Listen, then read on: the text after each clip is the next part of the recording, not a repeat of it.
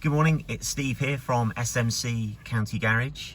Now, we've had a customer get in touch with us online and has asked how we can reset the trip computer. So that little one down in the corner, that one down there, how we're able to reset that. Now, it used to be that there was a button down here which allowed you to do that, but nowadays they've moved it over into the media screen.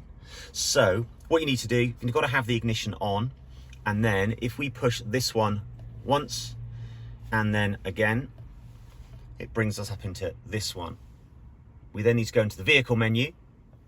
So if we touch on that, and then we have this display in here. Now what we want is that one there, so the settings button.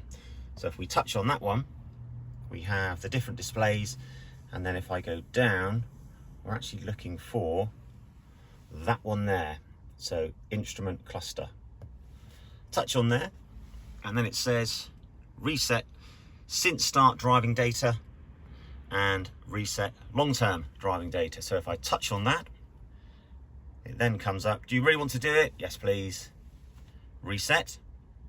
And then whilst we're here, let's do that one as well, and then touch on that one, and then when I come back or use one of the shortcuts, I come across to here, and hey presto, we're all reset.